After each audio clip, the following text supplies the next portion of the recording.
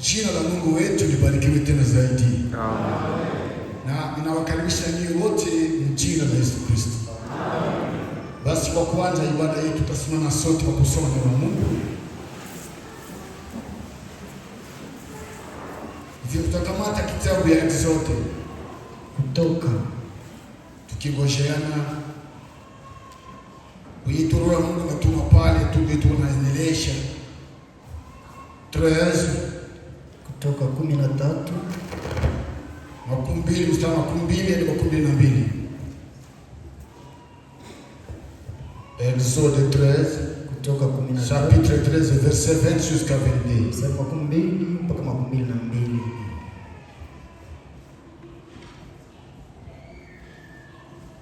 Utasoma. Wakasafiri toka Sukoti, wakapiga kambi kwa Etamu, kwa mwisho wa jangwa.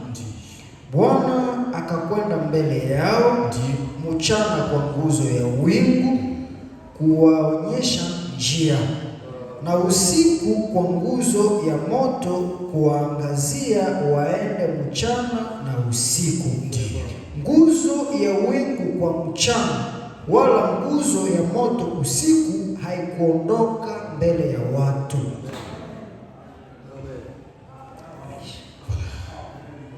Ni wewe mwenye uwezo, twakukimbilia wewe. Ni wewe, ni wewe, ni wewe Bwana, tukukimbilia wewe. Ni wewe, ni wewe,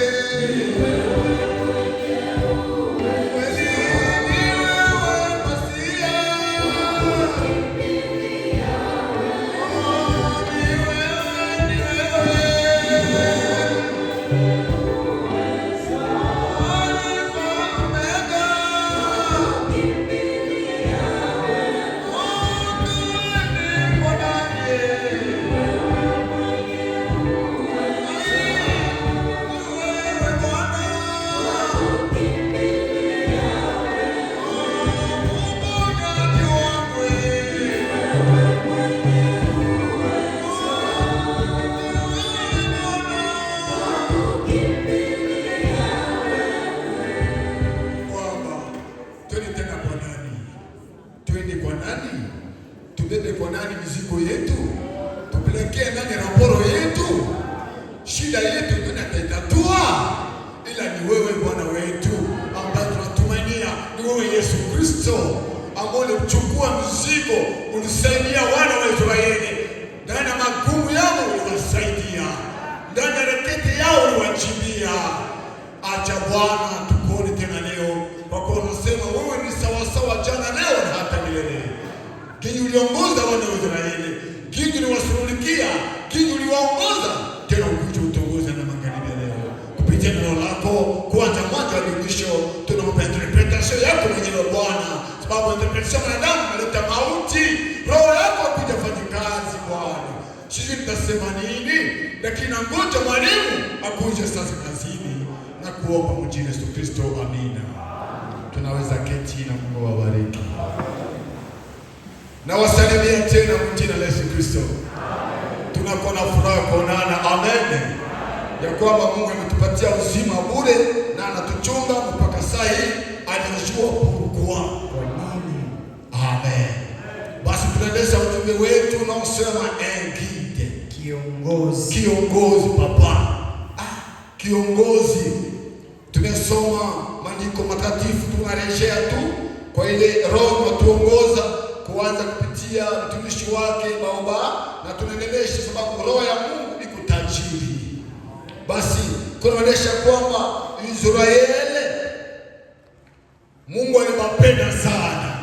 Wakati Mungu aliwapenda, alipenda akatoa ndani ya utumwa na akatuma mtumishi wake Moise, na kwa mkono wake wa nguvu akawatosha. Alipowatosha, yeye Mungu akawashughulikia. Kati Mungu alibashughulikia, hakubaacha wao peke na kiongozi. Akatuma kiongozi, akatuma wa kuwaongoza njia, sababu habari waweza tembea bila kiongozi. Aliwaongoza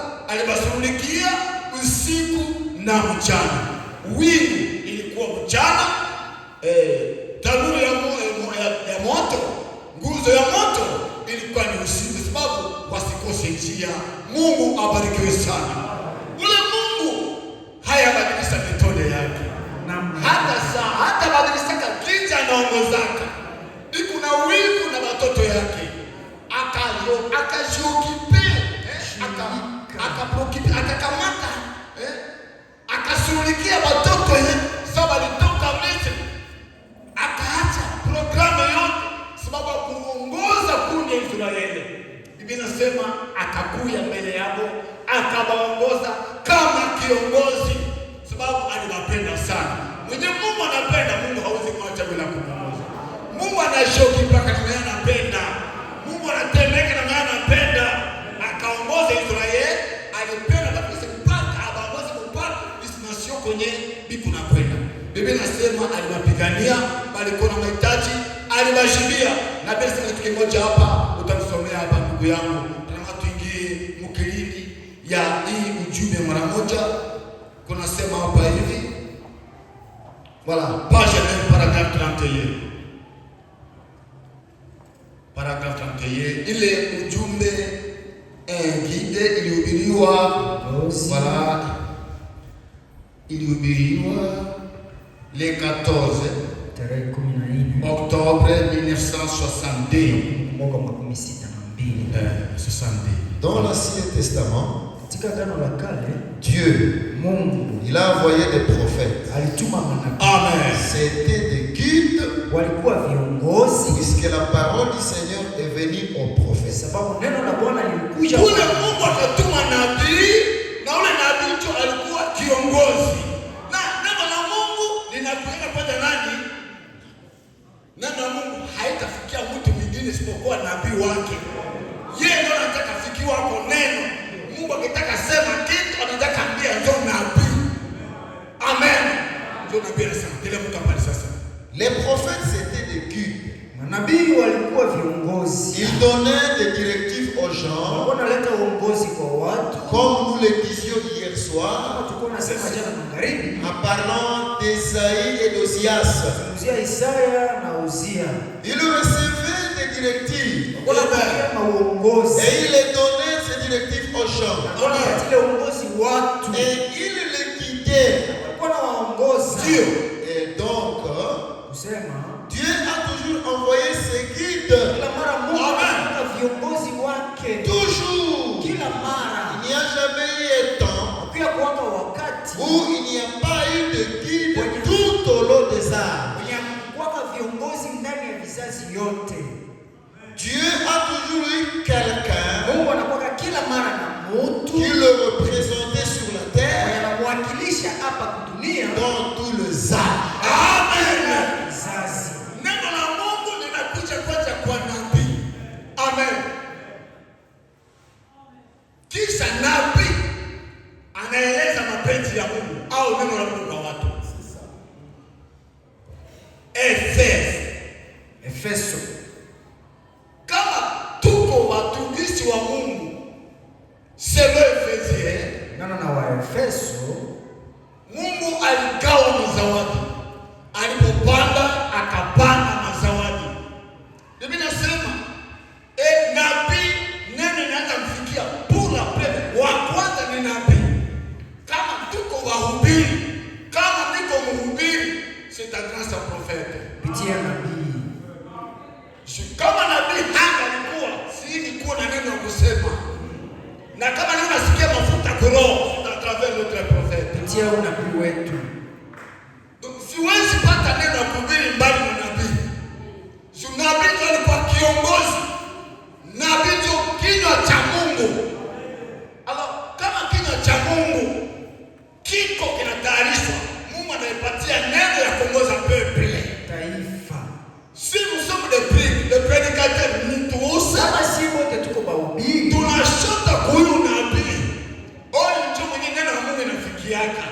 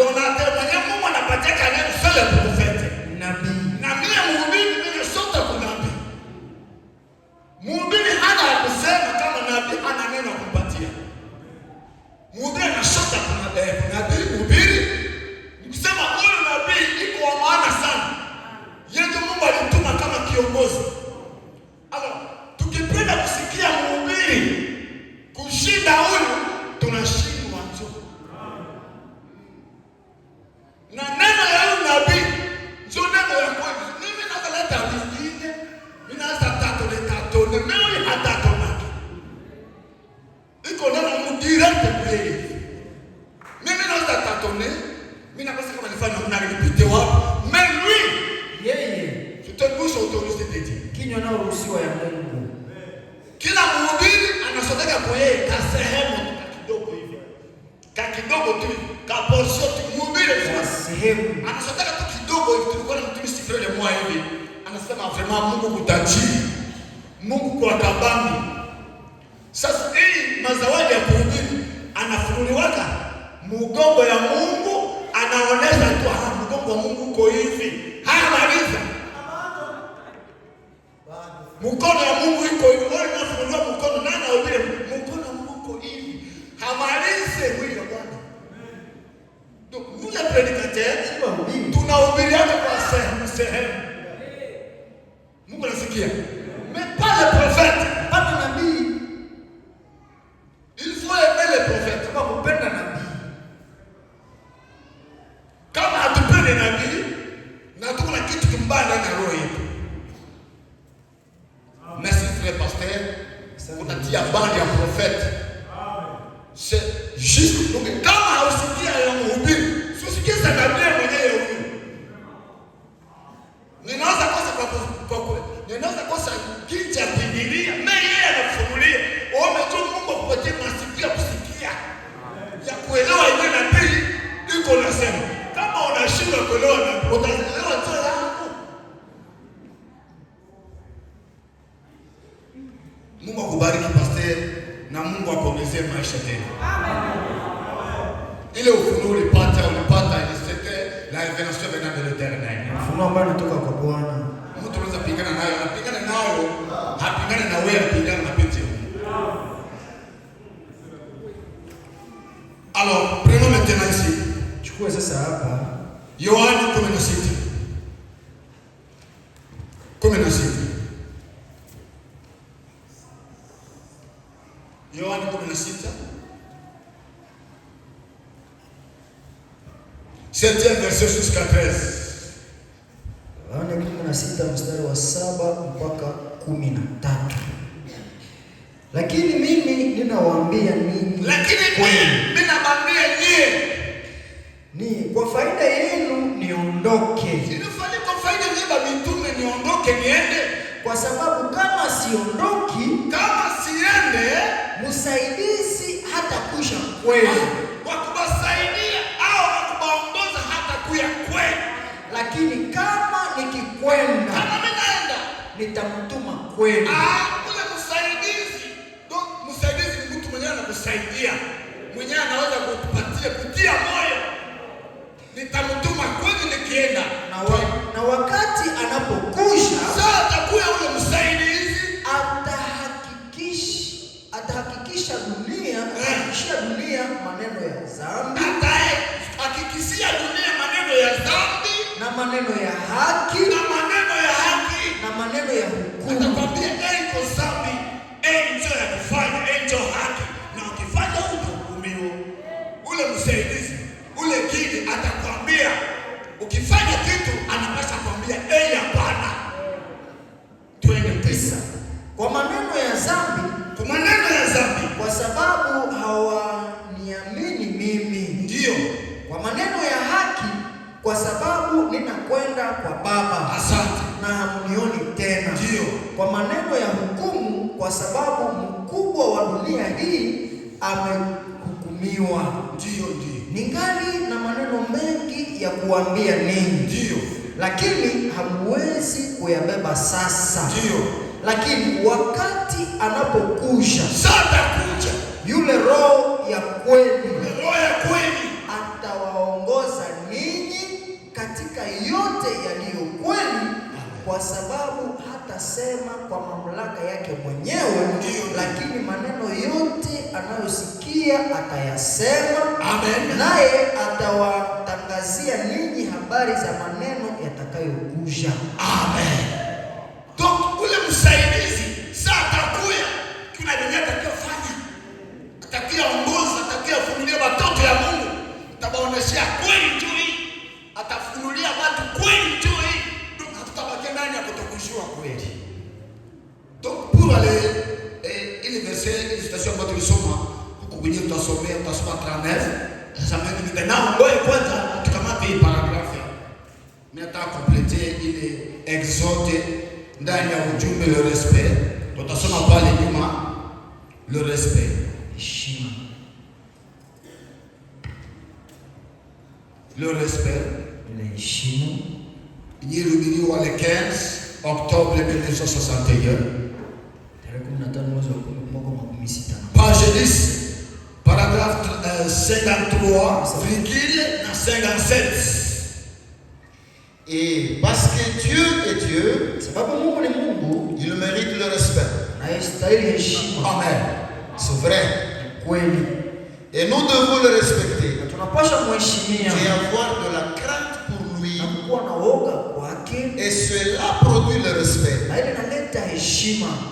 Ati woga, kukuwa na woga kwa Mungu inazalaka kukuwa na heshima. Kama mtu unamheshimia, unamwogopa, nikazala heshima kumheshimia. Dieu a réclamé cela pour lui-même et pour tous ses serviteurs.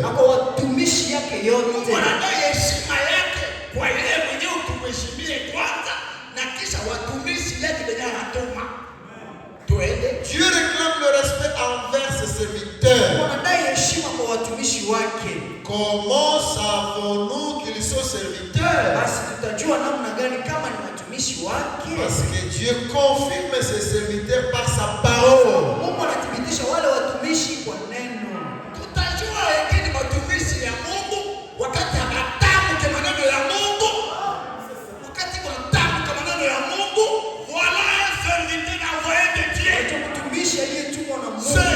Dieu prend ses serviteurs.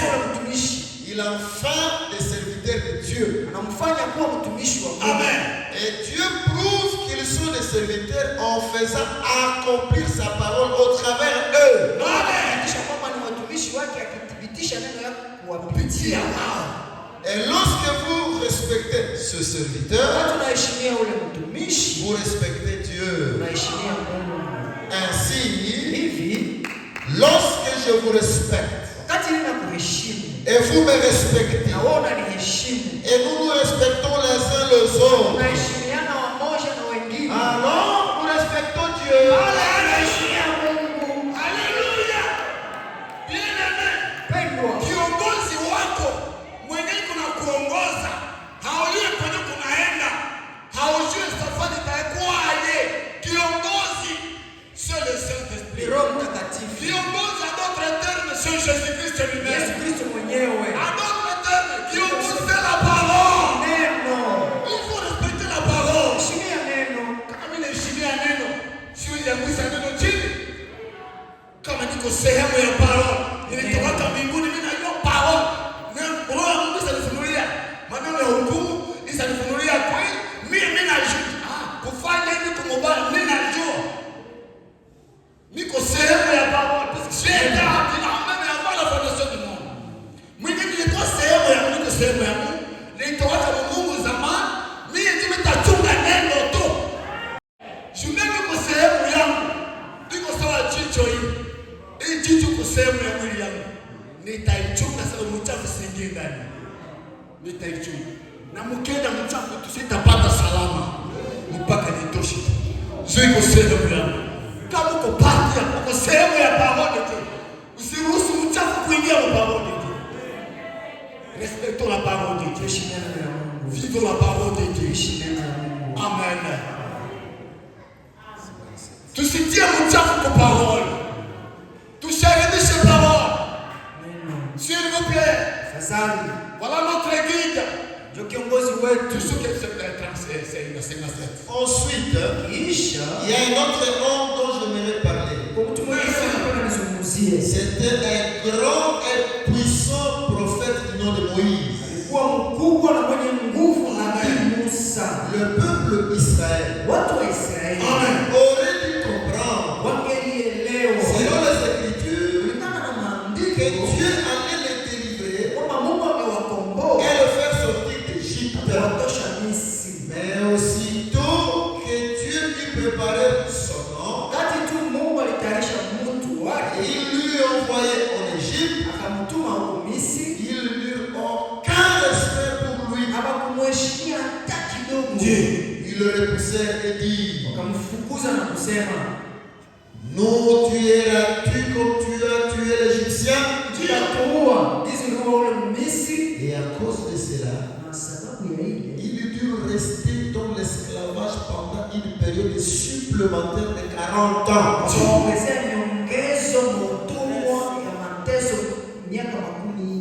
Ils restèrent dans l'esclavage, parce qu'ils refusaient de respecter le libérateur qui était venu pour le délivrer. Cela les réduisit de nouveau en esclavage. Non pas parce que Dieu voulait qu'il y reste. Le moment était tout à fait juste. Mais il fait 40 ans de plus. Parce qu'Israël refusait d'accepter les moyens pourvus par Dieu pour échapper. Musa, Mungu anamchagua. Mungu akaangalia yeye ndio anastahili kuwa mkombozi. Akaruhusu wazaliwe. Akaruhusu Musa achungwe. Musa akawa mtu mzima. Musa akavunjwa. Musa alikuwa mplapa zote geti. Mkamilifu ya Mungu. Kwa kwenda haraka, ninasema Musa aliua Misri, tunaenda video pale. Aliua Misri. Sasa aliua Misri ilikuwa problem. Problem yake yote yale anataka fanya ikaishwe. Shindwa. Musa akakimbia. Sasa Musa alikimbia kwa Zetro. Mungu alisema mwingine. Yeye pale Mungu anafanya, tuachie Mungu kazi yake. J'étais atteint, j'étais malade, Nilikuwa mgonjwa. niambia tumaini yangu ilioza. Usitaka mtu mwenye kinaweza naishi. Usitaka mtu mwenye yake naoza anaishi. Sio unataka. Mimi niko hivi. Mimi niko Mungu anajua. Mara haya pata tunaweza sema huyu akitoka wa kumsaidia Joel. Mara haya kupata. Ishike. Huyu ndiye kama isaenda. Pourquoi Mungu anamrudisha? Unajua maana? Respectez l'homme de Dieu. Usiunge frère. Haule mapenzi ya Mungu. Usikie dunia juu ya mtu ya watu. Unasikia? Soma 39 sasa. Tusuke pasa tunasikia bora na pesa propre. Hivi ndio tunataka. Le guide ne va pas en amener un dans cette direction ici. Kiongozi hataleta mwelekeo. Kiongozi analeta kusambalisha watu. Aongoze huku, aongoze huku. Ule komite. Kiongozi wa uongo. Muone mwelekeo ya uongozi ya mchungaji. Muone inspiration yenye Mungu anampatia. Esprit de Dieu, papa, inafunuliwa kama moyo. Alléluia. Uko wakujiunga tu. Na mimi nasema respectez les serviteurs. Tuheshimiwe watumishi. Aimez les pasteurs dans l'erreur et dans le mot. Mpende mchungaji na mkosa na mazuri. Na mimi nafika mbali. Ukijua iko ndani yako. Unakosa shida. Ukijua mchungaji iko ndani yako, pastor wako. Mchungaji. Il faut aimer votre pasteur. Kama kupenda mchungaji wako. Unampenda sana. Tunasema katana ya dui. Sana kabisa. Kama haufikie kupenda pastor sana, utamwona kuna kosa. Mimi mwenyewe nampenda sana, afanye makosa. Mungu Pale mtu pale. sina kacho maneno. Ile aweza nifata. Mimi nasema na watu wazima.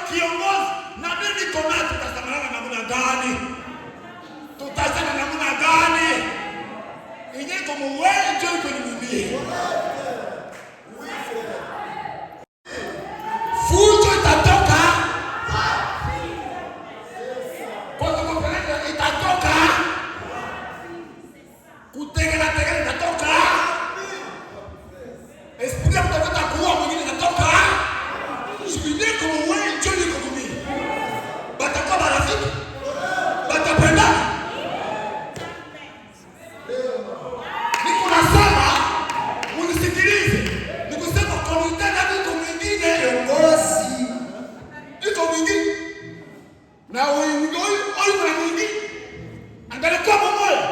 Kama imekusanya nafasi moja, kama tuko harmoni, shuka. Et si nous laissons simplement na kama tukiachilia le Saint-Esprit nous garder ensemble, Roho Mtakatifu kutuchunga pamoja, serons tutakuwa mmoja. Hapo kuna kiongozi ule mama, unataka mpata na mimi na mpata. Itatufanya kwamba tukape.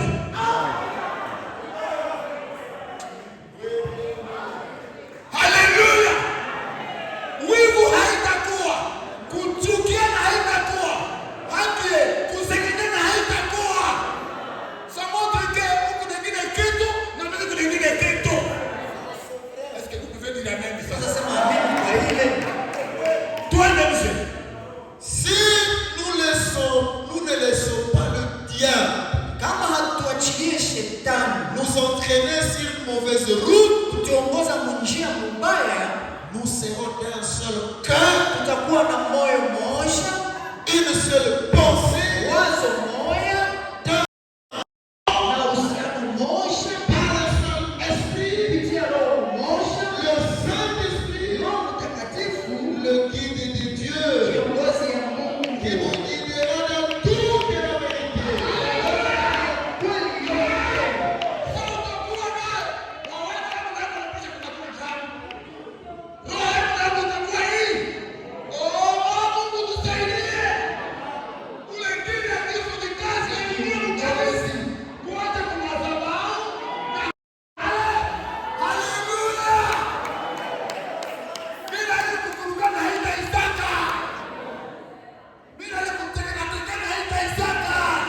yote. Nakwambia kweli, C'est exact. kweli. Nous devons suivre, vous devez suivre votre équipe. Unapaswa kufuata kiongozi wenu. Oui, monsieur. Ndiyo Bwana. Merci Seigneur. Kamata psomo. Zaburi. Ndio tunasikia sasa. Musa anatokea sasa. Merci Seigneur. Asante Bwana. Tukawa karibu. Sema karibu. Merci. Je me sens bien maintenant. Nakuhisi sasa. Je me sens rédigé. Nisikia wakidini sai. Hivi ndio napenda. 119 Psomo. Zaburi. Kamata mstari wa 13 mpaka 35. 34 nasema, Sema. unipe ufahamu, Nipatie kwanza kuwa na ufahamu Baba Daudi ndio ule. nami nitashika sheria yako. Nitaacha ninashika sheria yako Yesu wewe. Ndiyo, nitatii kwa moyo wangu wote. Nitaweza kutii kwa moyo wangu wote. Unitembeze katika njia ya maagizo yako, Uniongoze, unitembeze katika maagizo yako. kwa maana ninapendezwa nayo. Haleluya. Ninapenda Yesu aniongoze maisha yangu, mwenendo yangu. Sema mstari wa 19 5:9 jusqu'à 60. Nilifikiri njia zangu, Daudi anataka nifikiri njia yangu na neno yako.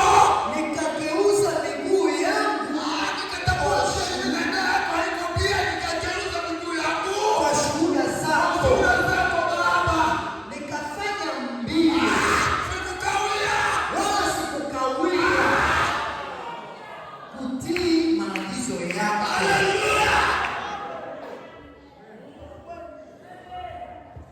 Kama niko na roho yako.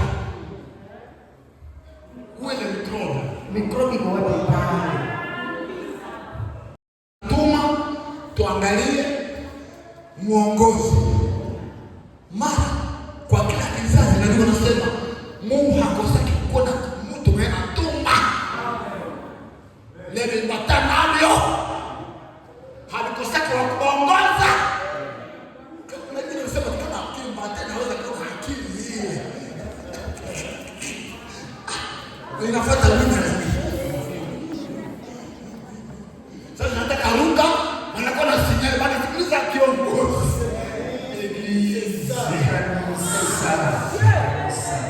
Tutaishia wapi? Ukifanya nini? Hapa. Zote ni baka niko nasema, "Oi, kosa nini?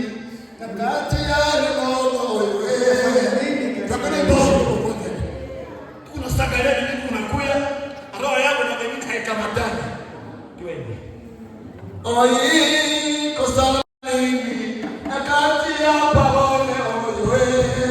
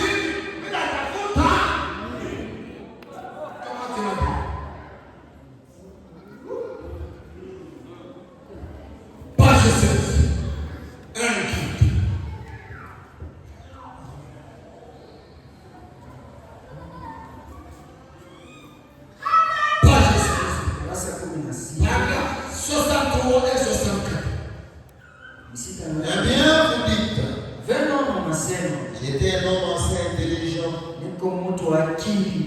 J'ai eu 2 diplômes universitaires. Vous faites mieux d'oublier ça, oui, monsieur.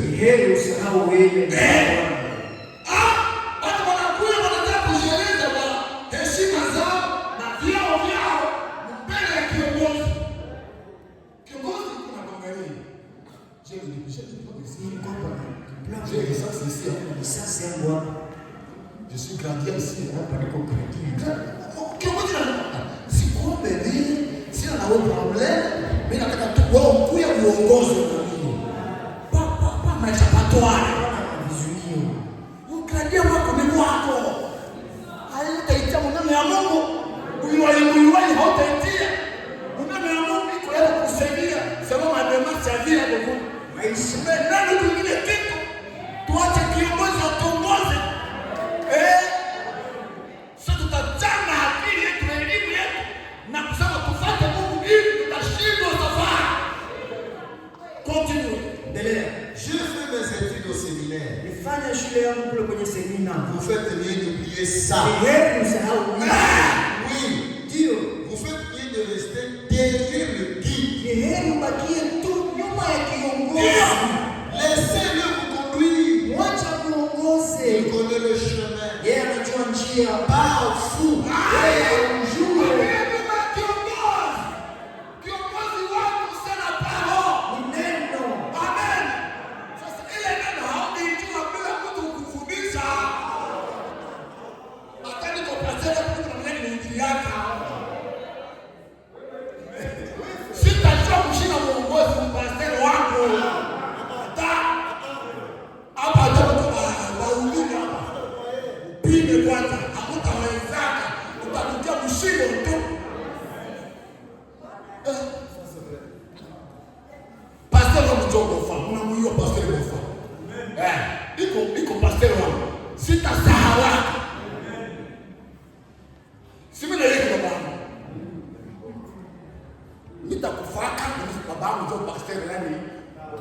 Kama nitachaguliwa pastor wangu nani?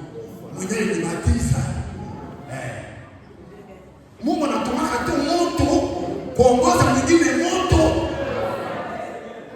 Na ule mfano na batode commandement. Ongozi. Dada tunakuona mbele ya Mungu na mbele ya madhabahu hii. Mungu anazikatiza maisha. Kama kunaye problem huyu mchungaji sikupigie ngoma. Fanya angalisho ukoo wa kushiunga. Siku za wale problem anaweza kugombea. Kuna shida. Nani atakuombea? Nani atasema Mungu samehe huyu mama? Taelewa. Unamaliza. Laissez-le vous conduire. Acha kuongozi. Il connaît le chemin. Jua njia. Par vous. Wewe haujui. Vous n'avez pas encore passé par ce chemin. Wewe unapita kwa ile njia. Et bien vous dites. Na unasema. Oui. Wao ndio. Basi kukosa kiongozi. Ndio nasema kuko mwingine alipeleka apate kiongozi na alishindwa. Prenda mtana vipi nizimita. Luka 18. Verset 18 jusqu'à 27. Luka 18. Mstari wa 18 tu mpaka ala 17. Na mtawala mmoja alimuuliza akisema, mtawala mmoja, bosi mmoja akamuuliza akasema, mwalimu mwema, nitafanya nini kurithi uzima wa milele? Kurithi uzima wa milele mwalimu?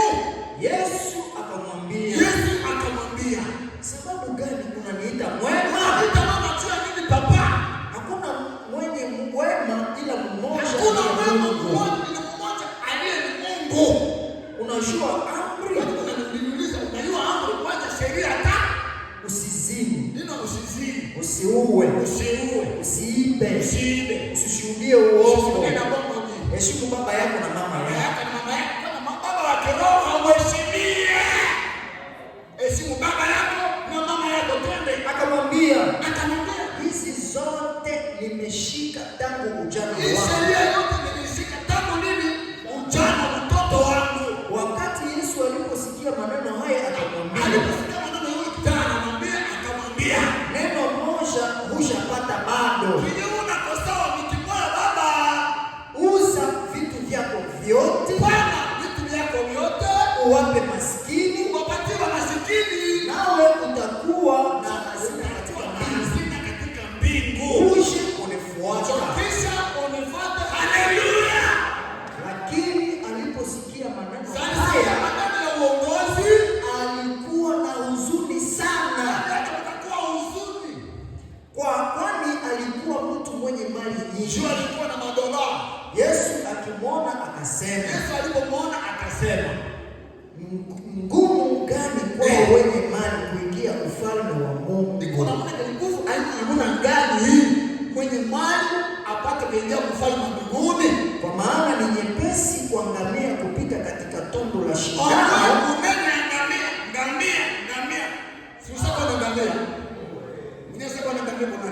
Ngamia, farasi na wosa kama vile.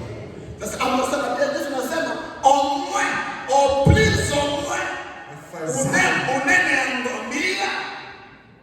Baya mwenyeza mtu wa unene kushinda ngamia. Omwe. Ngamia ndio inapasa subutu kujifofile ngamia. Tundu ya shetani. Munjia ninataka pataka harufu ya tabiri. Unaanza kakaza kama tabiri. Ile uzi ya tabiri. Ya kusoma mama trikoi. Unaanza kakaza sana, unatela mate. Njoo ipite. Sasa wanasema ngamia omwe inaweza kusifufilia au unapata nani? Mepaya peshe. Mwenyezi Anaweza kwenda pia fikeo. Itawezekana. Twende mzee. Kwa maana ni nyepesi kwa ngamia kupita katika tundu la shindano kuliko tajiri kuingia ufalme wa Mungu. Haiko utajiri ya pesa, watu wanaelewa mbaya. Kuna pesa hiyo mbaya sana. Kama niko na Valere leo na heshima mwingine sisi kuna pesa, sisi kuna mwalie. Sifanane maskini. Franga kaza na vula, franga kaza na kupata silaje, franga kaza na kupata nguo, franga haina shida. Inyo nasema kwa utajiri sio peshe zambi. Inyo kunaweka, inyo kunaficha, inyo hapana kukonfese. Sio problem, ndio shida. Ile hapo itakukula tu. Ndio itakuzika usingieke, uko na hauitoshi.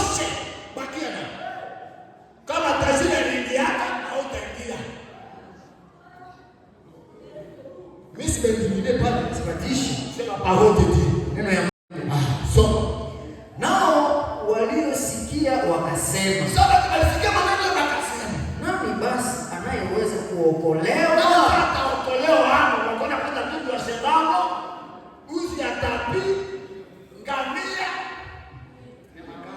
Nani bado aingia kanisa? Twende. Akasema, Yesu akasema, maneno yasiyowezekana na watu inayowezekanaje na watu waweze ya watu yanawezekana na Mungu.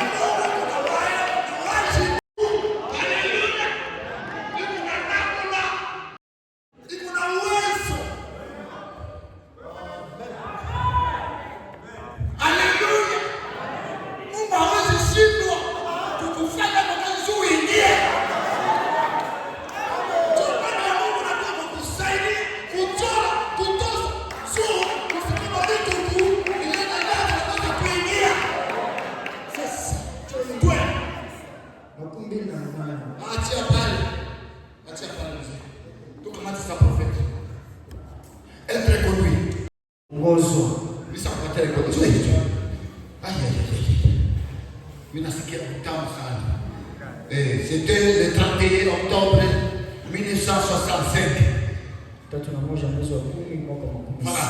Page 15. Page 15, papa. Paragraphe 86, 87 et 88. Bien. Vous savez, au bout de quelques temps, cet homme riche, il s'est rendu compte qu'il avait de l'argent pour acheter toutes sortes de médicaments. Au cas où il tomberait malade, il avait toutes sortes de médecins.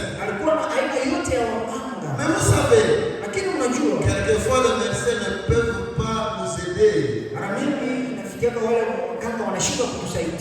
médecine ne peut pas nous aider. Rien ne peut nous aider. Nous sommes à la merci de Dieu.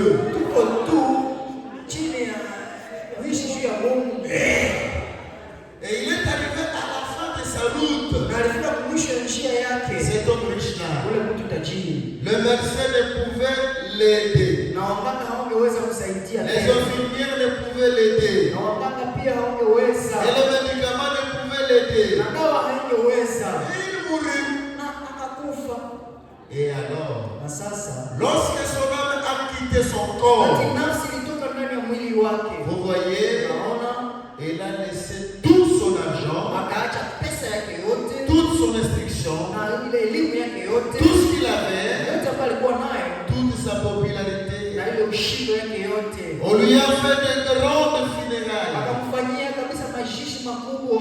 Peut-être que l'on a mis le drapeau à Berne. Le drapeau a été et le maire de la ville est venu. Et que tout le reste. Et le prédicateur est venu. Il a dit, notre frère est maintenant parti dans la gloire.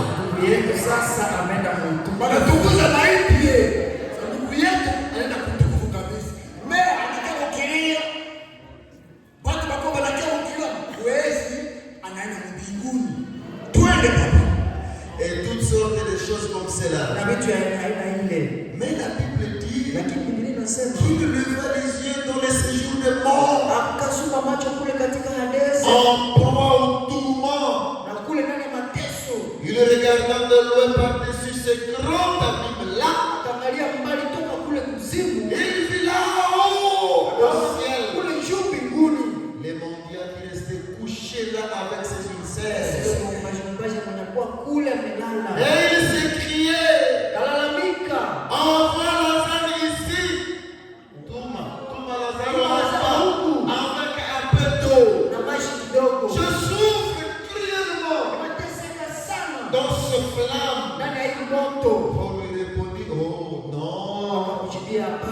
Vous voyez, il a fait un mauvais choix dans sa vie. Vous voyez, lorsqu'il est arrivé à la fin de sa route, pour quitter cette vie, Il avait été conduit par la religion. Il avait été conduit par l'instruction. Il avait été conduit par l'influence de son succès. Vous voyez, il n'avait rien à avoir à quoi s'accrocher ces choses-là. Ces choses-là s'arrêtent là. Comprenez-vous, mes petits amis? Vous autres les adultes, faites ce que je. Voyez, il n'avait rien pour le soutenir là. Son argent ne pouvait pas le soutenir. Ses amis avec les médecins ne pouvaient pas le soutenir. Les médicaments ne pouvaient pas le soutenir. Son prêtre, sa religion ne pouvait pas le soutenir. Ainsi, il n'avait qu'une chose à faire. Il avait refusé d'accepter Jésus, la vie éternelle. Ainsi, que devait-il faire? S'enfoncer dans la mort, dans l'enfer. Quelle erreur fatale ce jeune homme a commis lorsqu'il a refusé de marcher avec Jésus, être conduit par Jésus. Il a refusé de le faire.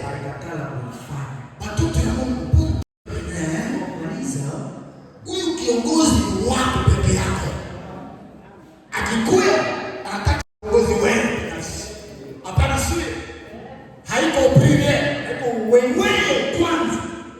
Ule kijana yeye alikuwa mbele ya Kristo, naomba yeye aitike au akataa. Kubali kwanza neno ndio unasikia, ndio unabatiziwa jusqu'à présent mpaka leo, na sio waongozi na watumishi yenu tunapeleka tuone kazi ya hii neno maisha yetu kwanza. Tulisema ya kutosha. Sasa hii neno imeshaingia kwa roho, isakatia muongozi, isakapatia Roho Mtakatifu. Sasa ufanye kitu itaonesha huku na kile kiongozi anaendesha. Leo tukinyamaza, tunaona kwanza yenye roho ile ule kiongozi kunafanya. Tulinyamaza. Sasa ninaona sheria, nione kazi ya uongozi, merci. Sasa ninaona frère, ninaona c'est juste. Naona dada, tukinyamaza. Kusema haina ilikuwa tena leo. Kwa makana haina ilikuwa. Tuko nafanya hiki kitu ya nini? Zule muongozi hata bado pokea. Haya ndio. Pour maliza ndugu. Nisubiri kidogo watumishi ndani ya page 13 être conduit. Karasa 13 Mpaka Grand Septembre. Tutaanzia pale hapo. Chacun de nous a un choix à faire. Kila mtu wetu iko na uchaguzi ya kufanya. Et nous sommes confrontés à cela. Na tunaletwa mbele ya hili. Et nous sommes tous na sisi wote confrontés à cette seule chose. Tunaletwa pale mbele ile. Sisi wote tunaletwa. Tutakutana na ile kitu ya kuchagua. Kuitika kuongozo au kukatala kuongozo kwa kijana kesho. Nous sommes tous confrontés à cette chose. Cette seule chose. Qu'allons-nous faire au sujet de la vie éternelle? Vivrons-nous après cette vie ou pas?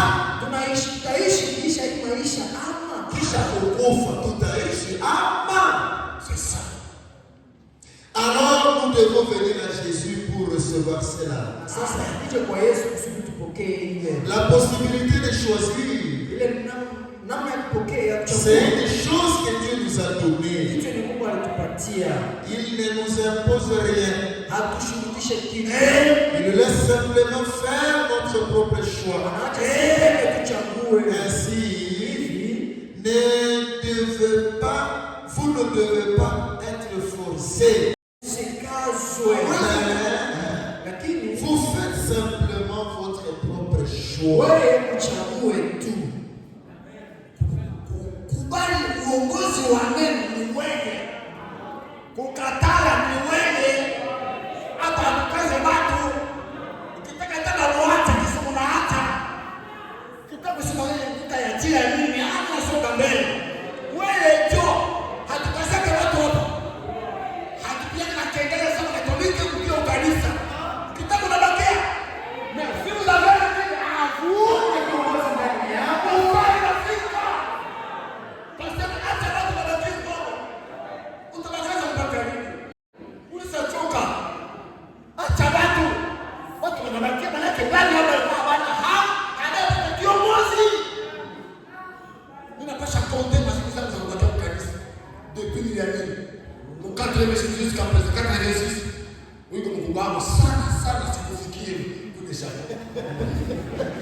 Kubakia na kukanisa hivi mimi naanza kuonde hazike nisi.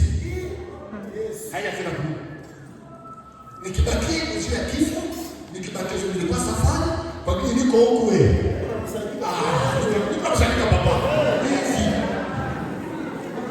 Naweza kuonde hazike takuru siku kule. Sumi na yeye nilipokea. Wewe tukikondea na kubaki kwa maana. Si vous avez un guide, kama kuna kiongozi atapermettre tu hivi vraiment. Tuko naye au hata kuwa naye. Fudi la vérité kweli. Tuambiane kweli. Angalia kurbo mote. Inamisha vichwa vyetu sasa.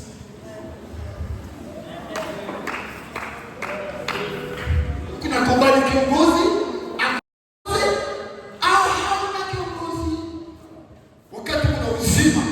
wakati kuna ndani ya mwili ile ingekuwa kilio yako na mimi kusema Mungu mimi nampresentire ke haya kuwaka hapo Msia hivi ni kunafanya sababu yake ule mwongozi haiko leo unipatie kiongozi papa sipendi kuishi bila yeye zuri kituko na haiko mimi nakuta ule tajiri kwa Mungu kwenye moto kwenye jehanamu mtakuta matengenezo nitakuta balozi sio kukupokea sio kukurecevoir ulukiende kile nikipata sitasemea mengine hautasemea mama kile takwambia koko Galisho siki uko naye siki tupata testi ya mcho inakupatia uchukie tu mwenye kwa hivi kile iko hapo au haiko